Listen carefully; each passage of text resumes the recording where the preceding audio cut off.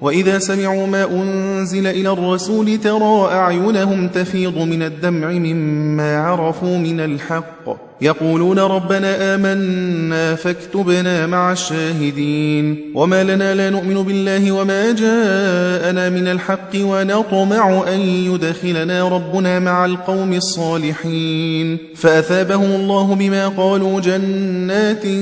تجري من تحتها الأنهار خالدين فيها وذلك جزاء المحسنين والذين كفروا وكذبوا بآياتنا أولئك أصحاب الجحيم يا أيها الذين آمنوا لا تحرموا طيبات ما أحل الله لكم ولا تعتدوا إن الله لا يحب المعتدين وكلوا مما رزقكم الله حلالا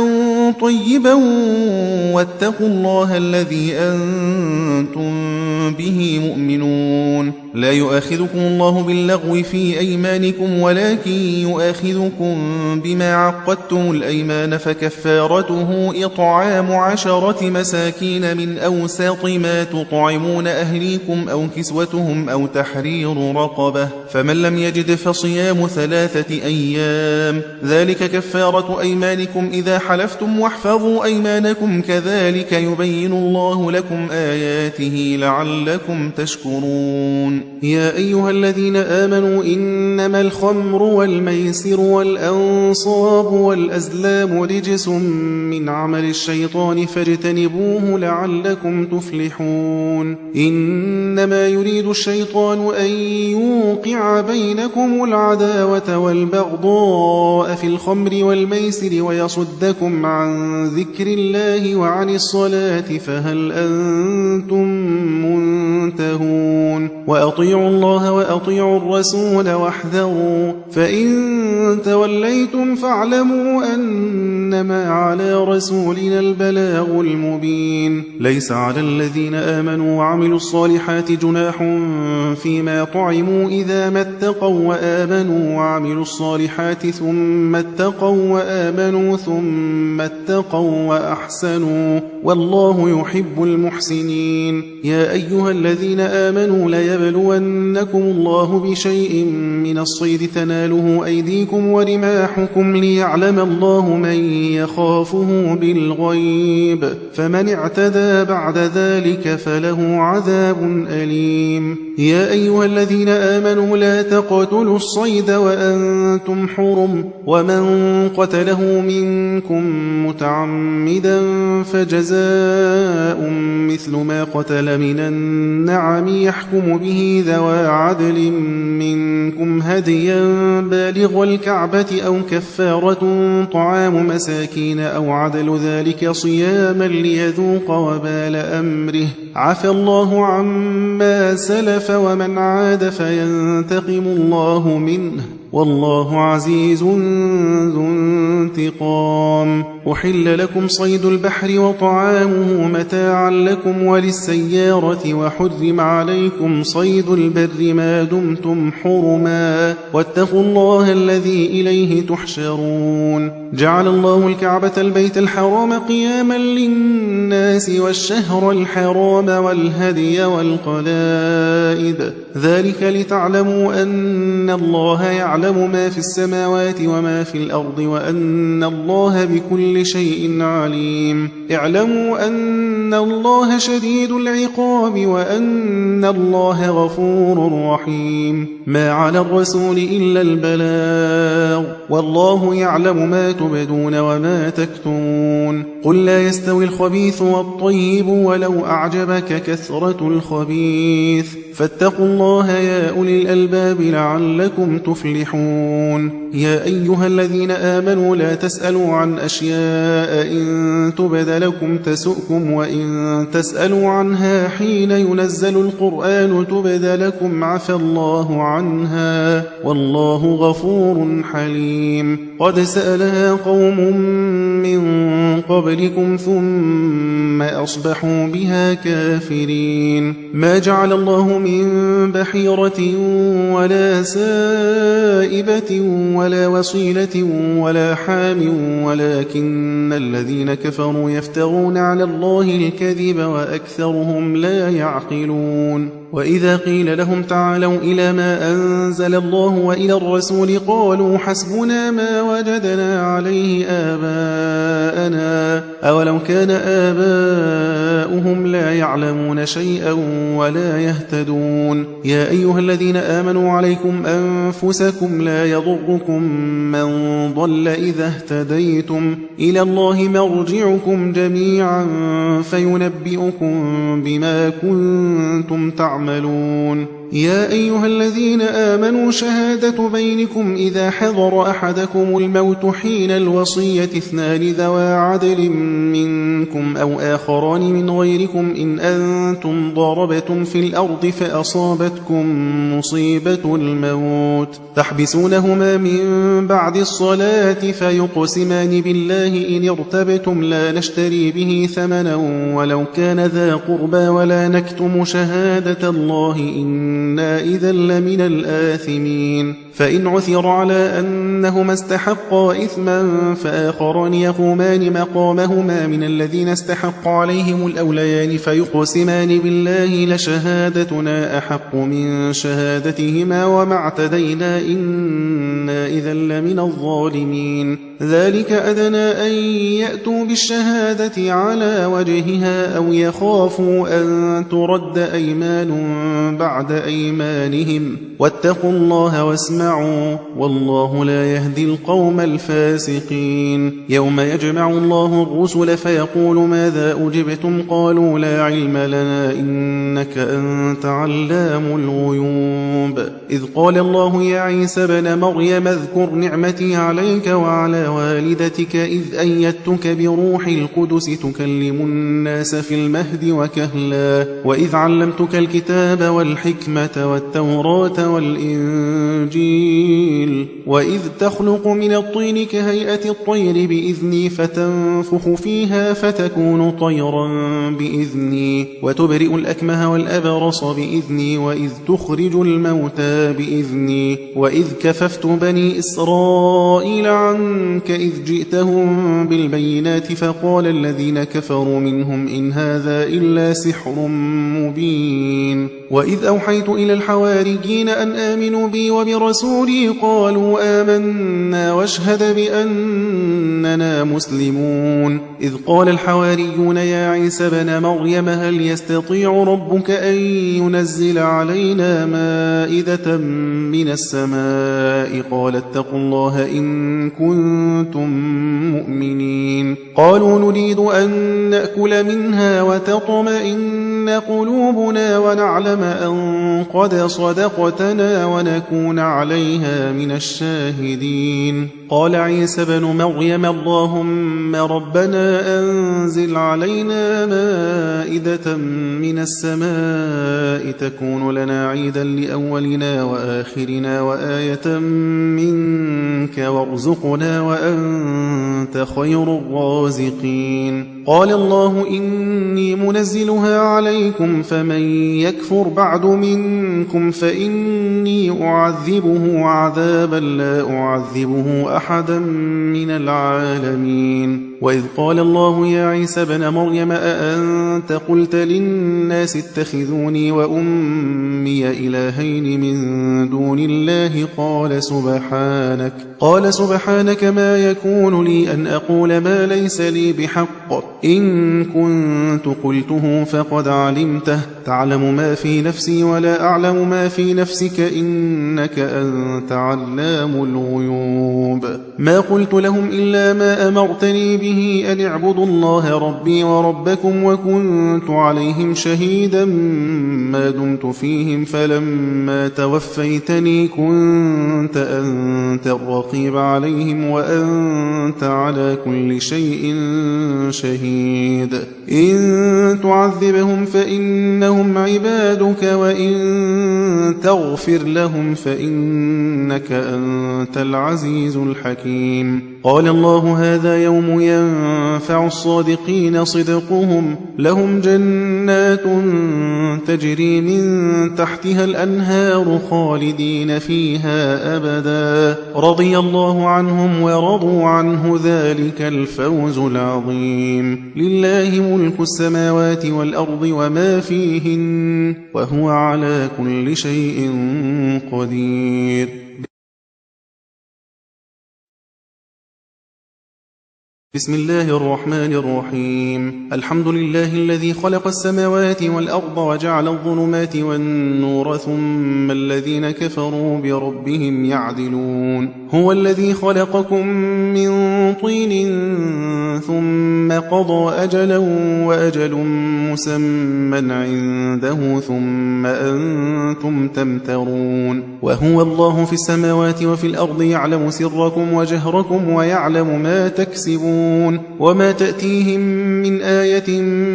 من آيات ربهم إلا كانوا عنها معرضين فقد كذبوا بالحق لما جاءهم فسوف يأتيهم أنباء ما كانوا به يستهزئون ألم يروا كم أهلكنا من قبلهم من قرن مكناهم في الأرض ما لم نمكن لكم وأرسلنا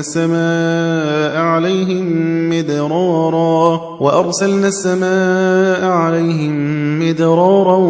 وجعلنا الأنهار تجري من تحتهم فأهلكناهم بذنوبهم وأنشأنا من بعدهم قرنا آخرين ولو نزلنا عليك كتابا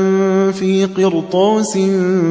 فلمسوه بأيديهم لقال الذين كفروا إن هذا إلا سحر مبين وقالوا لولا أنزل عليه ملك ولو أنزلنا ملكا لقضي الأمر ثم لا ينظرون ولو جعلناه ملكا لجعلناه رجلا وللبسنا عليهم ما يلبسون ولقد استهزئ برسل من قبلك فحاق بالذين سخروا منهم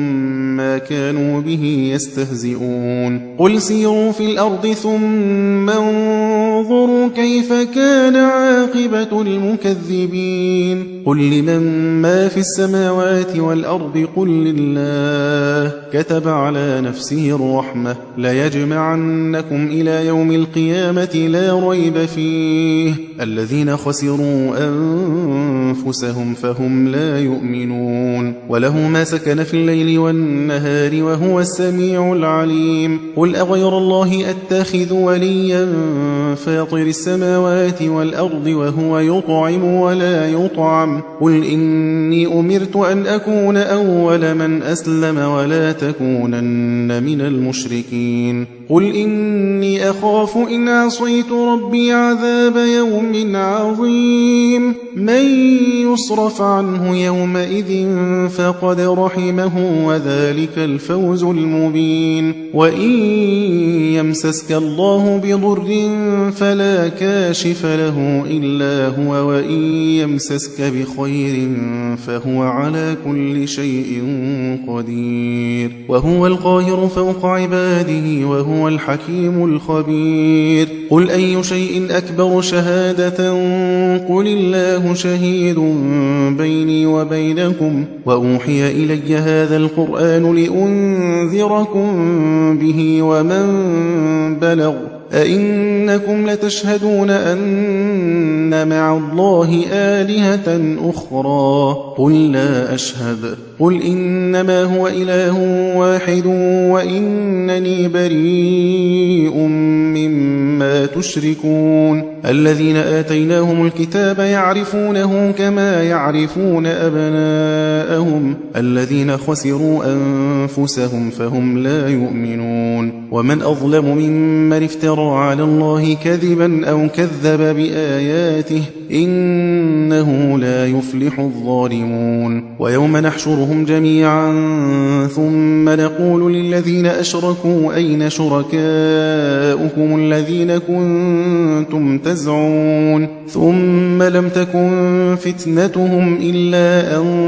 قالوا والله ربنا ما كنا مشركين انظر فانظر كيف كذبوا على أنفسهم وضل عنهم ما كانوا يفترون ومنهم من يستمع إليك وجعلنا على قلوبهم أكنة أن يفقهوه وفي آذانهم وقرا وإن يروا كل آية لا يؤمنوا بها حتى إذا جاءوك يجادلونك يقول الذين كفروا إن هذا إلا أساطير الأولين وهم ينهون عنه وينأون عنه وإن يهلكون إلا أنفسهم وما يشعرون ولو ترى إذ وقفوا على النار فقالوا يا ليتنا نرد ولا نكذب بآيات ربنا ونكون من المؤمنين بل بدا لهم ما كانوا يخفون من قبل ولو ردوا لعادوا لما نهوا عنه وإنهم لكاذبون وقالوا إن هي إلا حياتنا الدنيا وما نحن بمبعوثين ولو ترى إذ وقفوا على ربهم قال أليس هذا بالحق قالوا بلى وربنا قال فذوقوا العذاب بما كنتم تكفرون قد خسر الذين كذبوا بلقاء الله حتى إذا جاءتهم الساعة بغتة قالوا يا حسرتنا على ما فرطنا فيها وهم يحملون أوزارهم على ظهورهم ألا ساء ما يزرون وما الحياة الدنيا إلا لعب ولهو وللدار الآخرة خير للذين يتقون أفلا تعقلون قد نعلم إنه ليحزنك الذي يقولون فإنهم لا يكذبونك ولكن الظالمين بآيات الله يجحدون ولقد كذبت رسل من قبلك فصبروا على ما كذبوا وأوذوا حتى أتاهم نصرنا ولا مبدل لكلمات الله ولقد جاءك من نبأ المرسلين وإن كان كبر عليك إعراضهم فإن استطعت أن تبتغي نفقا في الأرض أو سلما في السماء فتأتيهم بآية ولو شاء الله لجمعهم على الهدى فلا تكونن من الجاهلين إنما يستجيب الذين يسمعون والموتى يبعثهم الله ثم إليه يرجعون وقالوا لولا نزل عليه آية من ربه قل إن الله قادر على أن ينزل آية ولكن أكثرهم لا يعلمون وما من دابة في الأرض ولا طائر يطير بجناحيه إلا أمم أمثالكم ما فرطنا في الكتاب من شيء ثم إلى ربهم يحشرون والذين كذبوا بآياتنا صم وبكم في الظلمات من يشاء الله يضلله ومن يشاء يجعله على صراط مستقيم قل أرأيتكم إن أتاكم عذاب الله أو أتتكم الساعة أغير الله تدعون إن كنتم صادقين بل إياه تدعون فيكشف ما تدعون إليه إن شاء وتنسون ما تشركون ولقد أرسلنا إلى من قبلك فأخذناهم بالبأساء والضراء لعلهم يتضرعون فلولا إذ جاءهم بأسنا تضرعوا ولكن قست قلوبهم وزين لهم الشيطان ما كانوا يعملون فلما نسوا ما ذكروا به فتحنا عليهم أبواب كل شيء حتى إذا فرحوا بما أوتوا أخذناهم بغتة فإذا هم مبلسون فقطع دابر القوم الذين ظلموا والحمد لله رب العالمين قل أرأيتم إن أخذ الله سمعكم وأبصاركم وختم على قلوبكم من إله غير الله يأتيكم به انظر كيف نصرف الآيات ثم هم يصدفون قل أرأيتكم إن أتاكم عذاب الله بغتة أو جهرة هل يهلك إلا القوم الظالمون وما نرسل المرسلين إلا مبشرين ومنذرين فمن آمن وأصلح فلا خوف عليهم ولا هم يحزنون والذين كذبوا بآياتنا يمسهم العذاب بما كانوا يفسقون قل لا أقول لكم عندي خزائن الله ولا أعلم الغيب ولا أقول لكم إني ملك إن أتبع إلا ما يوحى إلي قل هل يستوي الأعمى والبصير أفلا تتفكرون وأنذر به الذين يخافون أن يحشروا إلى ربهم ليس لهم من دونه ولي ولا شفيع لعلهم يتقون ولا تطرد الذين يدعون ربهم بالغداة والعشي يريدون وجهه ما عليك من حسابهم من شيء وما من حسابك عليهم من شيء فتطردهم فتكون من الظالمين وكذلك فتنا بعضهم ببعض ليقولوا أهؤلاء من الله عليهم من بيننا أليس الله بأعلم بالشاكرين وإذا جاءك الذين يؤمنون بآياتنا فقل سلام عليكم كتب ربكم على نفسه الرحمة أنه من عمل منكم سوءا بجهالة ثم تاب من بعده وأصلح فأنه غفور رحيم وكذلك نفصل الآيات ولتستبين سبيل المجرمين قل إني نهيت أن أعبد الذين تدعون من دون الله قل لا أتبع أهواءكم قد ضللت إذا وما أنا من المهتدين قل إني على بينة من ربي وكذبتم به ما عندي ما تستعجلون به إن الحكم إلا لله يقص الحق وهو خير الفاصلين قل لو أن عندي ما تستعجلون به لقضي الأمر بيني وبينكم والله أعلم بالظالمين وعنده مفاتح الغيب لا يعلمها إلا هو ويعلم ما في البر والبحر وما تسقط من ورقة إلا يعلمها ولا حبة في ظلمات الأرض ولا رطب ولا يابس إلا في كتاب مبين وهو الذي يتوفاكم بالليل ويعلم ما جرحتم بالنهار ثم يبعثكم فيه ليقضى أجل مسمى ثم إليه مرجعكم ثم ينبئكم بما كنتم تعملون وهو القاهر فوق عباده ويرسل عليكم حفظه حتى إذا جاء أحدكم الموت توفته رسلنا وهم لا يفرطون ثم ردوا إلى الله مولاهم الحق ألا له الحكم وهو أسرع الحاسبين قل من ينجيكم من ظلمات البر والبحر تدعونه تضرعا وخفية لئن أنجانا من هذه لنكونن من الشاكرين قل الله ينجيكم منها ومن كل كرب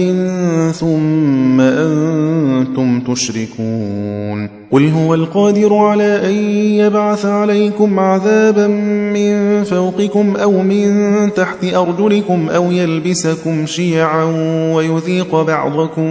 بأس بعض انظر كيف نصرف الآيات لعلهم يفقهون وكذب به قومك وهو الحق قل لست عليكم بوكيل لكل نبأ مستقر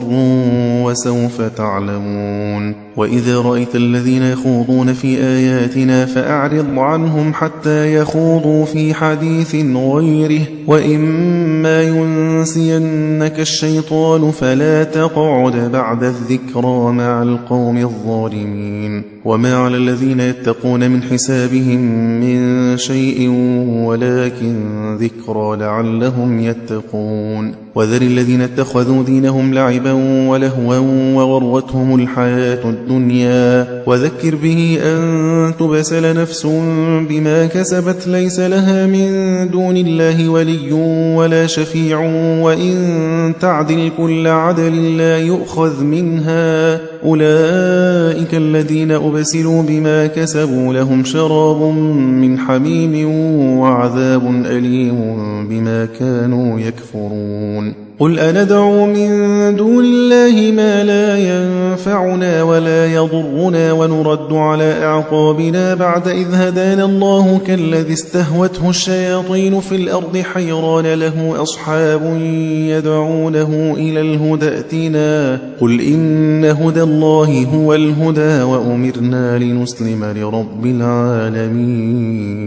وأن أقيموا الصلاة واتقوه وهو الذي إليه تحشرون وهو الذي خلق السماوات والأرض بالحق ويوم يقول كن فيكون قوله الحق وله الملك يوم ينفخ في الصور عالم الغيب والشهادة وهو الحكيم الخبير وإذ قال إبراهيم لأبيه آزر أتتخذ أصناما آلهة إني أراك وقومك في ضلال مبين وكذلك نري إبراهيم ملكوت السماوات والأرض وليكون من الموقنين فلما جن عليه الليل رأى كوكبا قال هذا ربي فلما أفل قال لا أحب الآفلين فلما رأى القمر بازغا قال هذا ربي فلما أفل قال لئن لم يهدني ربي لأكونن من القوم الضالين فلما رأى الشمس بازغة قال هذا ربي هذا أكبر فلما أفلت قال يا قوم إني بريء مما تشركون إني وجهت وجهي للذي فطر السماوات والأرض حنيفا وما أنا من المشركين وحاجه قومه قال أتحاجوني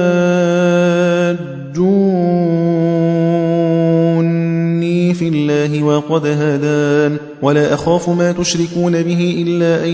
يشاء ربي شيئا وسع ربي كل شيء علما أفلا تتذكرون وكيف أخاف ما أشركتم ولا تخافون أنكم أشركتم بالله ما لم ينزل به عليكم سلطانا فأي الفريقين أحق بالأمن إن كنتم تعلمون الذين آمنوا ولم يلبسوا إيمانهم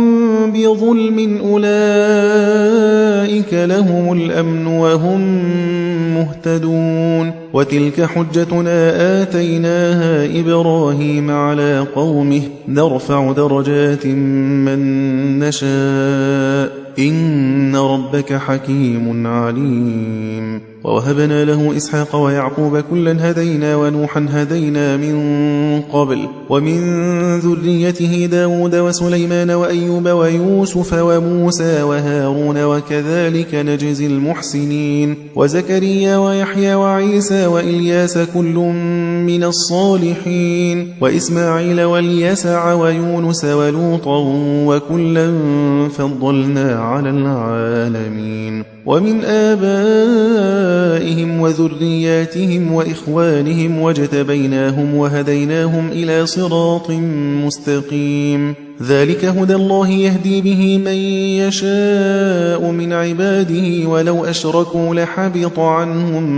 ما كانوا يعملون أولئك الذين آتيناهم الكتاب والحكم والنبوة فإن يكفر بها هؤلاء فقد وكلنا بها قوما ليسوا بها بكافرين أولئك الذين هدى الله فبهداه مقتده قل لا أسألكم عليه أجرا إن هو إلا ذكرى للعالمين وما قدر الله حق قدره إذ قالوا ما أنزل الله على بشر من شيء قل من أنزل الكتاب الذي جاء به موسى نورا وهدى للناس تجعلونه قراطيس تبدونها وتخفون كثيرا وعلمتم ما لم تعلموا أنتم ولا آباؤكم قل الله ثم ذرهم في خوضهم يلعبون وهذا كتاب أنزلناه مبارك مصدق الذي بين يديه ولتنذر أم القرى ومن حولها والذين يؤمنون بالآخرة يؤمنون به وهم على صلاتهم يحافظون ومن أظلم ممن افترى على الله كذبا أو قال أوحي إلي ولم يوح إليه شيء ومن قال سأنزل مثل ما أنزل الله ولو ترى إذ الظالمون في غمرات الموت والملائكة باسطوا أيديهم أخرجوا أنفسكم اليوم تجزون عذاب الهون بما كنتم تقولون على الله غير الحق وكنتم عن آياته تستكبرون ولقد جئتمونا فرادا كما خلقناكم أول مرة وتركتم ما خولناكم وراء ظهوركم وما نرى معكم شفعاءكم الذين زعمتم أنهم فيكم شركاء لقد تقطع بينكم وضل عنكم ما كنتم تزعمون إن الله فالق الحب والنوى يخرج الحي من الميت ومخرج الميت من الحي ذلكم الله فأنى تؤفكون فالق الإصباح وجعل الليل سكنا والشمس والقمر حسبانا ذلك تقدير العزيز العليم وهو الذي جعل لكم النجوم لتهتدوا بها في ظلمات البر والبحر قد فصلنا الآيات لقوم يعلمون وهو الذي أنشأكم من نفس واحدة فمستقر ومستودع قد فصلنا الآيات لقوم يفقهون وهو الذي أنزل من السماء ماء فأخرجنا به نبات كل شيء فأخرجنا منه خضرا نخرج منه حبا متراكبا ومن النخل من طلعها قنوان دانية وجنات من أعناب والزيتون والرمان مشتبها وغير متشابه انظروا إلى ثمره إذا أثمر وينعه إن في ذلكم لآيات لقوم يؤمنون وجعلوا لله شركاء الجن وخلقهم وخرقوا له بنين وبنات بغير علم سبحانه وتعالى عما يصفون بديع السماوات والأرض أنى يكون له ولد ولم تكن له صاحبة وخلق كل شيء وهو بكل شيء عليم ذلكم الله ربكم لا إله إلا هو خالق كل شيء فاعبدوه وهو على كل شيء وكيل لا تدركه الأبصار وهو يدرك الأبصار وهو اللطيف الخبير قد جاءكم بصائر من ربكم فمن أبصر فلنفسه ومن عمي فعليها وما أنا عليكم بحفيظ وكذلك نصرف الآيات وليقولوا درست ولنبينه لقوم يعلمون اتبع ما أوحي إليك من ربك لا إله إلا هو وأعرض عن المشركين ولو شاء الله ما أشركوا وما جعلناك عليهم حفيظا وما أنت عليهم بوكيل ولا تسبوا الذين يدعون من دون الله فيسبوا الله عدوا بغير علم كذلك زينا لكل أمة عملهم ثم إلى ربهم مرجعهم فينبئهم بما كانوا يعملون وأقسموا بالله جهد أيمانهم لئن جاءتهم آية ليؤمنن بها قل إنما الآيات عند الله وما يشعركم أنها إذا جاءت لا يؤمنون ونقلب أفئدتهم وأبصارهم كما لم يؤمنوا به أول مرة ونذرهم في طغيانهم يعمهون. صدق الله العظيم.